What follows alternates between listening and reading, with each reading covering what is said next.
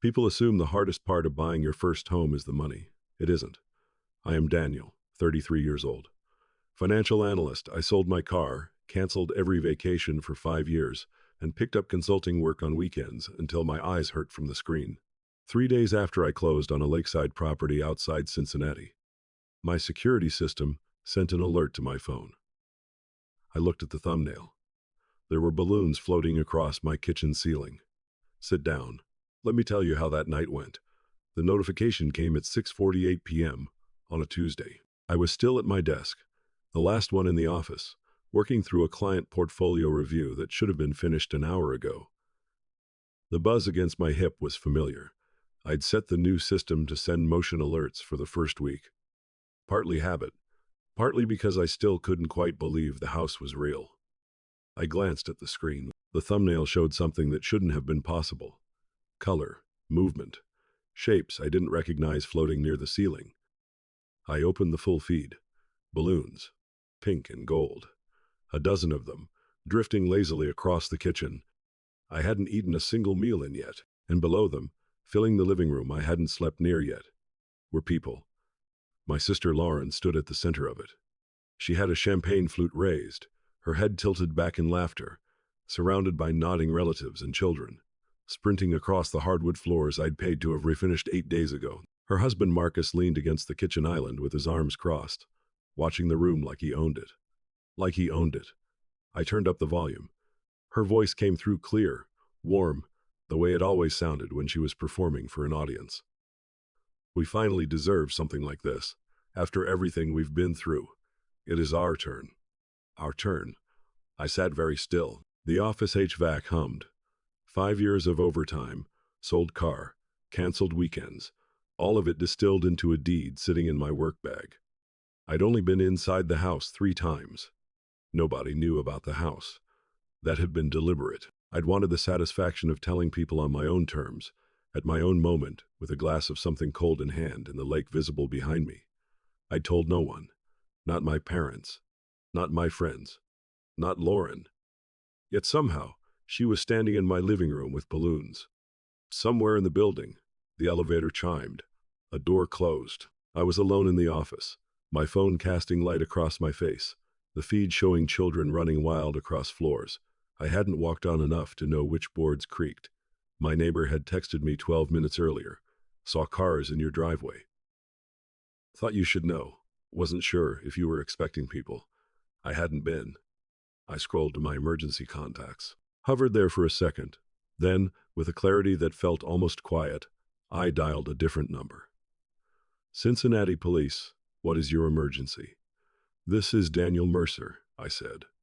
My voice was steadier than I expected. I own a property on Ashford Mill Road. There are people inside who shouldn't be there. Do you know these individuals? On my screen, Lauren was accepting a hug from our aunt, still holding the champagne flute, laughing at something someone had said. Unfortunately, I said, I know them very well. I left the office immediately. The documents were already in my work bag. Mortgage approval, wire transfer receipts, the deed with my signature still crisp on the last page. I hadn't planned for this moment, but I was ready for it. The drive took 19 minutes. I parked across the street, positioning the car where I could see both the house and my phone screen. The neighborhood was quiet. The lake was invisible in the dark, but I could smell it, cold water and wet leaves. Then the police cruisers turned onto Ashford Mill Road. Their lights painted the white exterior of my house in alternating red and blue. Through the phone, I watched the reaction inside. Lauren moved fast. Wine glasses disappeared off the counter. Marcus straightened his shirt with both hands, smoothed it twice. The kids were pushed toward the stairs by someone I half recognized, a cousin maybe. Everyone composing themselves. Everyone preparing a face. Lauren opened the door before the officers finished knocking. Her smile was already in place. I knew that smile. She'd been using it since we were kids. The one she wore when she'd taken something and was deciding whether to give it back. Evening, she said. Is everything okay? We received a report of unauthorized individuals on the premises, the officer said. Can you tell us who owns this property? Lauren's posture shifted. Her chin came up slightly. This is our new family home, she said. We just closed on it. The lie came out smooth, practiced. It almost sounded true. Almost. I stepped out of the car. I walked up the driveway slowly, gravel shifting under my shoes, the folder tucked under my arm. Lauren saw me when I was halfway up the path. I watched her face move through 4 things in under 2 seconds. Surprise, irritation, calculation, and then a smile she clearly hoped looked natural. Daniel. A small laugh. What are you doing here? I handed the folder to the closest officer without looking at her. This is my house, I said. I closed on it 3 days ago. These people broke in. The officer opened the folder. His partner kept his attention on Lauren. Nobody said anything for a moment. These documents confirm Mr. Mercer as the legal owner, the first officer said, handing the folder back to me. He turned to Lauren. Ma'am, unless you can provide documentation of ownership, you'll need to vacate the premises immediately. There has to be a mistake. Lauren's voice was still controlled, but the edges were starting to show. Our parents were involved in this purchase. Daniel must be confused about the paperwork. The paperwork is quite clear. Marcus appeared in the doorway. He looked at me, then at Lauren, in a way that suggested he'd already started calculating the exit. I stepped past both of them and walked into my house. The balloons were still up. A banner hung across the fireplace. Welcome home, family. A child's drawing was taped to the refrigerator. 4 stick figures, labeled our new home in crayon. I pulled it down. I'd like a trespass warning issued. I told the officer who followed me in. And I want it documented. What followed was organized. Kids downstairs, confused and crying. Relatives filing out with their heads down. Marcus left without looking at me. Lauren was last. She paused in the doorway. "You're making a mistake," she said quietly. Her voice had dropped all the warmth. "Family doesn't do this to family." "Exactly," I said. "So why were you in my house?" She held my gaze for another second. Then she left. When the police finished their report and pulled away, I stood alone in my kitchen. Dirty glasses, cake crumbs, the banner still over the fireplace. I opened every window, let the lake air move through. This was my line. The backlash started at 8:43 the next morning. I was standing on the back deck watching mist lift off the lake when my phone started going. "Mom first, what did you do to your sister?" "She's devastated." Then Dad, "Call us immediately. This needs to be handled as a family." Then Aunt Patricia. Then 3 cousins in a group chat I'd forgotten I was in. By 9, the story had already been written without me. Lauren had apparently spent the night on the phone, the version circulating through the family. I had called the police on my sister over a misunderstanding about a shared family purchase. I was being cold. I had always had trouble putting family first. I scrolled through every message without responding. Then I opened my email and forwarded the security footage and police report to my lawyer. My lawyer replied within the hour. "They have no legal standing. The property is unambiguously yours." I already knew that, but it was good to see it in writing. I spent the rest of the morning at the house, unpacking nothing, just being in it. At 3:17 in the afternoon, the doorbell rang. My parents stood on the porch. Mom's eyes were red. Dad had his hands in his jacket pockets, which meant he was working up to something. I held the door open. Mom moved through the living room slowly, the way she did when she was building toward a point. She noticed there was no furniture yet, just boxes, and the echo of a house not quite lived in. "Lauren's kids need space to grow," she said. "You have all of this. You have room." "I have a house I bought," I said. "Family helps each other." I've helped Lauren twice with rent. I helped her move 3 times. I co-signed on a car loan that took me 2 years to get off my credit. Not as an accusation, just as information that seemed relevant. When was the last time she helped me? Neither of them said anything. I looked at Dad. How did she even find out about this place? I told no one. He cleared his throat. Mom answered. Jennifer had mentioned it. Jennifer, who worked adjacent to a real estate office, who shouldn't have known at all unless someone at the title company or the listing agent's office had talked.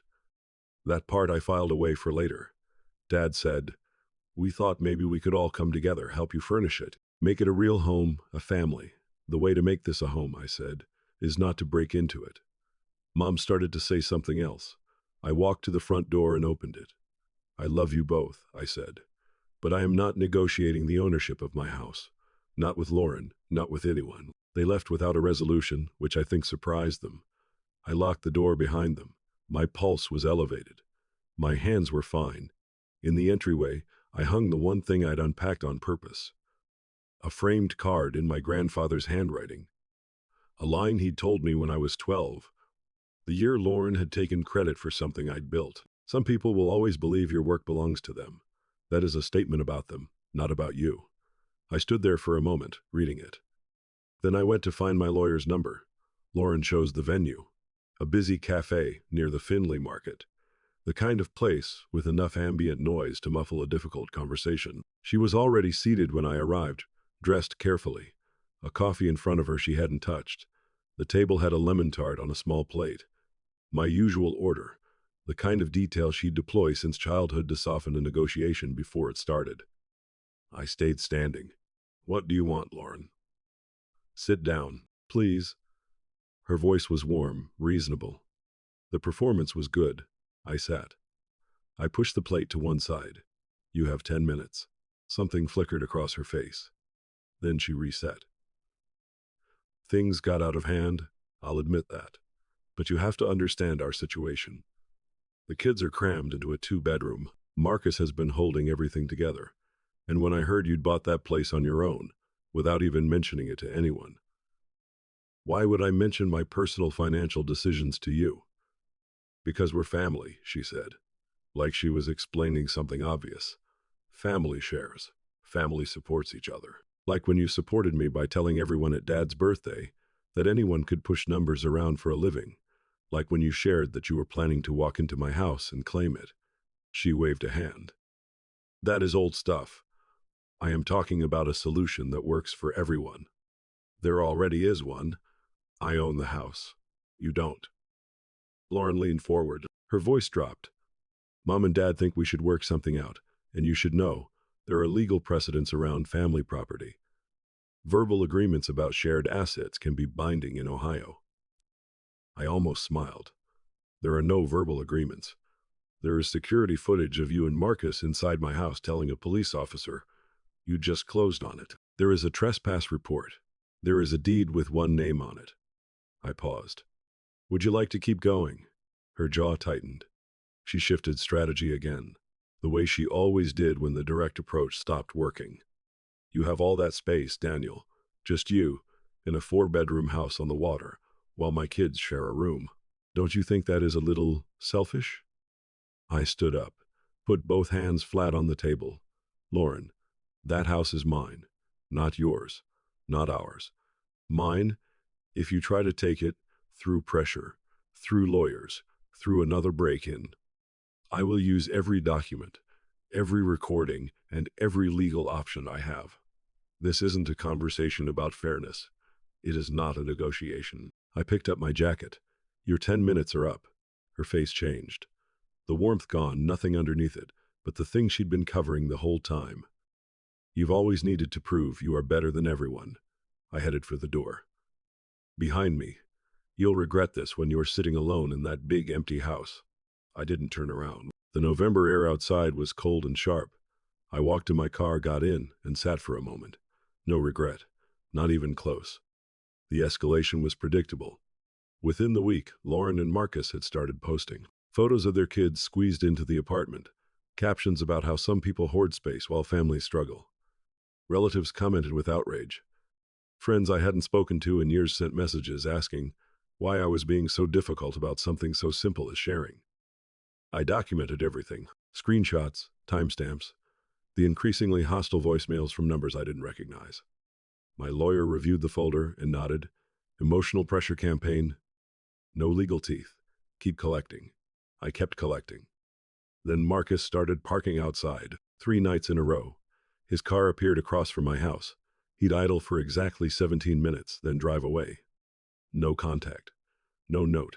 Just the presence of it. The way a slow leak makes itself known before anything actually breaks. I filed for a restraining order. I submitted the security logs showing the timestamps. The pattern. The judge reviewed the record and granted it the same afternoon. The sheriff served Marcus the paperwork the following morning. The family response was immediate. My invitation to a cousin's wedding was quietly rescinded.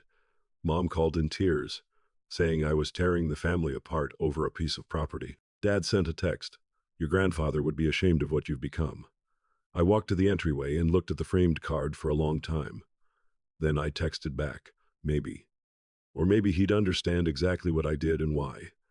I filed a formal complaint against the listing agent, whose office had disclosed my purchase to Jennifer. The state licensing board opened an investigation.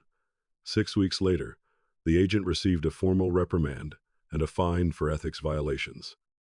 The leak was sealed. The record was clean. 1 month after the break-in, I hosted a housewarming, not for family, for the colleagues who'd covered my shifts during the overtime years, for the friends who'd listened to me talk about the savings plan for longer than anyone should have to, for my neighbor across the street, the one who texted me the night it happened, who brought a bottle of wine and apologized for not calling sooner. I told him the text was exactly enough. The house filled with people who'd earned their place in it. Real congratulations. Genuine noise. Someone found the light switch for the back deck, and we all stood there for a while, watching the lake in the dark.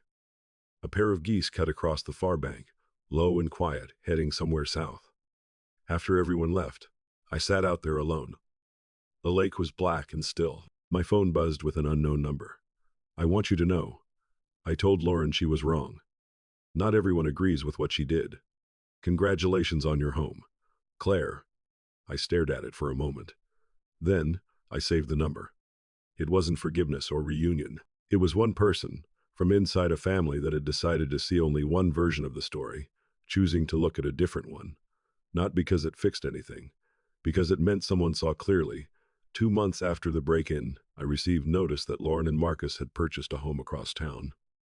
Smaller, within their actual budget. The social media posts quietly disappeared. Family gatherings remained tense, and some relatives still treated me as the villain of a story I hadn't written. But none of that changed the thing that mattered. Every night, I turned the lock on a door that was mine. The security system still sent alerts. But now, the only people who crossed that threshold were people I'd chosen to let in. Some lines, once drawn, don't need to be redrawn. You just have to be willing to hold them. That is the end of today's story. If this story resonated with you, don't forget to like, subscribe, and turn on notifications. A new story drops every week, right here on Blood Never Lies. See you in the next one.